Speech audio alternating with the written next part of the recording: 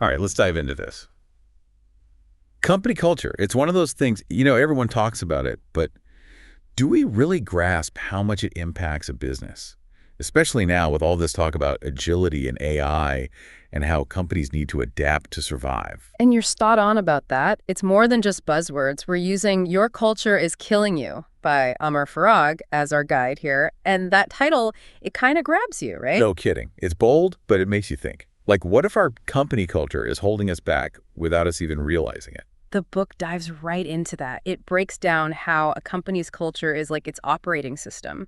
It's the code that determines how everything runs, how decisions are made, how people interact. So it's not just about perks and ping pong tables, right? There's a real structure to it. Think of it like DNA. It's invisible, but it shapes everything. And the data backs this up. Yeah, I was reading that Glassdoor study. Something like 80% of job seekers consider company culture before even applying for a job. It's a huge factor, and not just for attracting talent. Forbes found that companies with strong cultures see way higher revenue growth, like 4 times higher. Wow. Okay. So a healthy culture is good for business, but what exactly makes up this cultural DNA? Well, the book lays out 5 key elements. Values, those are your guiding principles, Right. like a compass pointing the company in the right direction. Gotcha. Values as a compass makes sense. What else? Then there are beliefs. This is the deeper stuff, the underlying assumptions about how the world works, how the company operates. So if values are the compass, beliefs are like the map. Yeah, that's a good way to put it. And then you've got behaviors. This is the culture in action, how people actually behave day to day, how they communicate, how meetings run, how they deal with conflict. Okay, so that's 3. Values, beliefs, behaviors. What about the other 2? You've also got artifacts. Think about the visible stuff, the office layout, the dress code, the language people use. All of these send signals about what the company values. And then there's the stuff you can't really see, right? Like the unspoken rules. Exactly, assumptions. The unwritten rules that everyone kind of knows, but no one talks about. And this is where things can get tricky, right? Because if those assumptions are negative or toxic, It can spread like wildfire. and the book talks about how damaging a toxic culture can be, right? Yeah. I remember reading about that MIT research that said, get this, 1 toxic employee. Can outweigh the contributions of multiple high performers. Imagine that. 1 bad apple spoiling the whole bunch. No kidding. And it's not just about team dynamics either. There's a real financial impact. Huge. Gallup estimated disengaged employees, and that's often a symptom of a toxic culture, cost the U.S. economy something like $605 billion a year. That's a staggering amount of money. So I'm curious, how do companies like Google, known for their innovative culture, how do they avoid this trap? Well, they've actually studied this a lot internally. Google's Project Oxygen looked at what makes high-performing teams tick. Right, I read about that. It's fascinating. They found some key traits: respect, being transparent, having each other's backs. It creates this sense of safety, right? Where people feel comfortable taking risks and sharing ideas. Exactly. You hit the nail on the head. Psychological safety, crucial for innovation. And that's what we'll be getting into more in the next part of our deep dive. So stay tuned for that. So we've seen how crucial the healthy culture is, especially now when everything's changing so fast. It's like, how do you build a company that doesn't just survive, but actually thrives in this environment? Makes me think about agility, how important that is. Couldn't agree more. Agility, it's like surfing. You got to ride those waves of change, not get wiped out by them. Be flexible, adapt quickly. Love that analogy. And it reminds me of what Steve Jobs said about innovation. Something like, innovation is what separates the leaders from the followers. Spot on. And, at its core, agility is about a mindset. It's about embracing change, seeing it as an opportunity, not a threat. I think Jack Welch said it best, right? Something about if a company doesn't change as fast as the world outside, it's in trouble. Yeah, the end is near, he said. But look, it's not enough just to talk about agility. You gotta live it, bake it into your culture. And the results, they speak for themselves. McKinsey found that agile companies, their profit margins are way higher, like 30% higher. No kidding. And they're more successful with all that digital transformation stuff, which is like essential these days. It's amazing when you look at companies that really get agility, like Netflix. They totally reinvented themselves. Talk about a pivot, right? From mailing DVDs to streaming giants, they disrupted the whole entertainment industry. And they did because they were willing to change, even disrupt their own business model. All about adapting to what customers want. They had that agility in their DNA. And then you've got Amazon starting as an online bookstore, and now They're everywhere. Right. That kind of relentless growth. It comes from a culture of adaptability, customer focus, always experimenting. They're not afraid to try new things, even if it means, failing sometimes.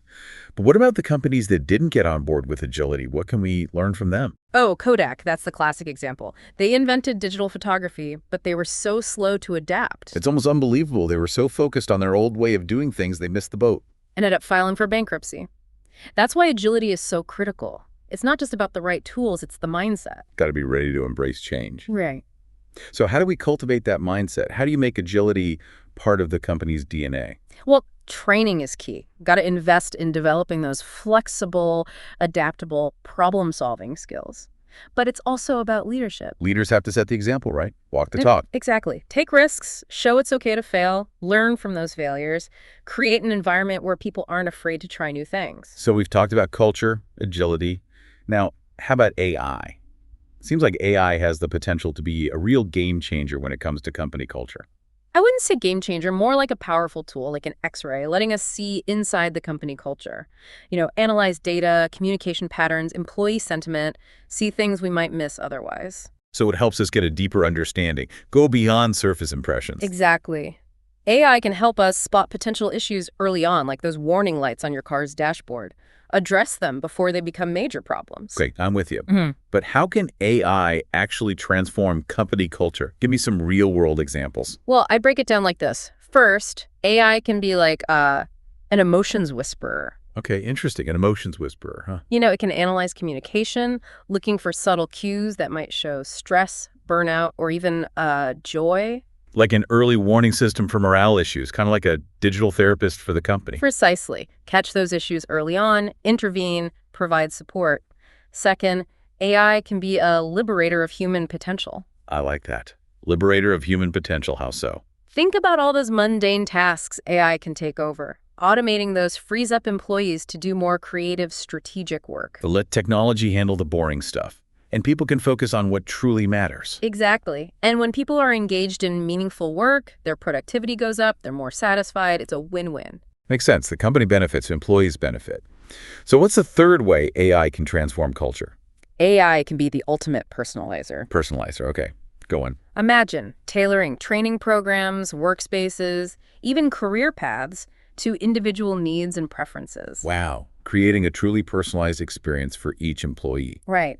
AI can help us understand what motivates each person, what their strengths and weaknesses are, what kind of environment they thrive in. Almost like having a personal coach for everyone in the company. And does this actually work? The data says yes. Deloitte found that companies using AI, they're seeing new roles emerge, higher employee efficiency. So it's not about AI replacing jobs, it's about AI creating new opportunities, empowering employees to do their best work. Precisely. And look, it's already happening. Zappos, they're using AI to boost their customer-centric culture, giving employees real-time data to deliver those amazing customer experiences. So it's not just theory.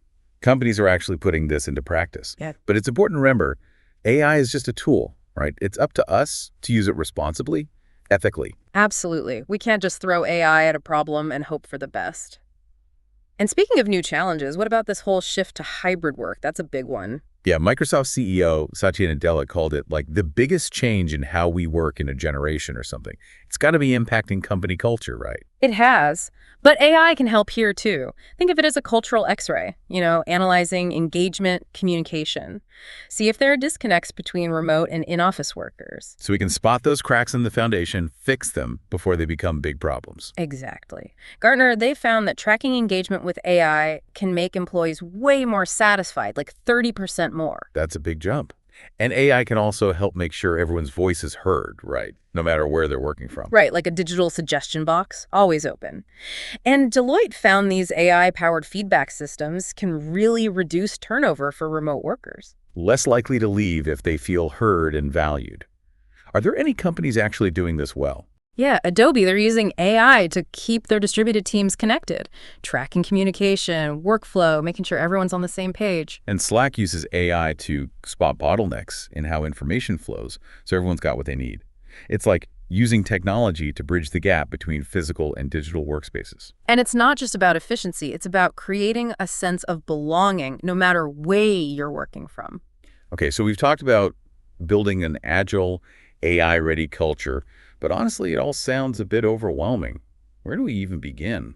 Wow, we've covered a lot of ground, haven't we? From toxic cultures to building agile organizations, even that whole metaverse thing. It's a lot to take in. It is, but all these pieces, they fit together, right? Yeah. Like a complex puzzle. That's what makes up a thriving company culture. And I think what really struck me is that company culture, it's not just some fluffy feel-good thing. It really is the foundation, isn't it? It impacts everything, your agility, how well you use AI, even how you show up in that metaverse. You got it. Ignoring culture, it's like driving a car and never checking the engine. You might get away with it for a while, but eventually you're going to break down. That perfect analogy. Yeah. And building a culture that's agile, ready for AI, that's not optional anymore, is it? If you want to do more than just survive, you got to get this right. It's essential. And it starts with understanding that culture, it's not just a perk, it's a strategic advantage. It directly impacts your bottom line. Like Peter Drucker said, culture eats strategy for breakfast. Yeah. You can have the best plan in the world, but if your culture's holding you back, it won't matter. Absolutely. So where do you start? Honestly, take a good look at yourself, at your company.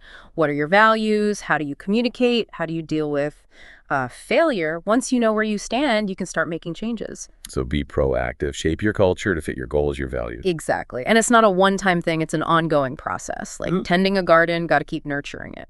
Ooh, I like that. Got to keep watering it, weeding out the bad stuff, making sure it gets enough sunlight, which I guess would be things like open communication, positive feedback. Exactly. A healthy culture, it's like a healthy garden. It'll flourish and grow. You'll get more innovation. People will be more engaged. You'll be successful. So as we wrap up this deep dive, any advice for our listeners? What's one small step they can take today to start building a better culture in their organization? You know, it could be something as simple as just having a conversation with your team about psychological safety. Or maybe try out a new AI tool that can help you gather feedback, analyze communication patterns. The point is, just start somewhere. Take that first step. Don't wait for the future. Create it, right? Build a company where people can thrive and your business thrives too. It's about finding that balance where your company's success is tied to the well-being of your employees. A win-win for everyone. Well, that's our deep dive for today. We've explored how company culture impacts everything, from agility and using AI to the future of work in the metaverse. Hopefully you've got some new ideas, some concrete steps you can take back to your own organization. And if you want to dig deeper, we've got links to the book and some articles in the show notes. Definitely check those out. Keep learning, keep experimenting. The world of work is changing fast, and the companies that adapt, those are the ones that will succeed. Until next time, keep diving deep. And keep building those amazing cultures.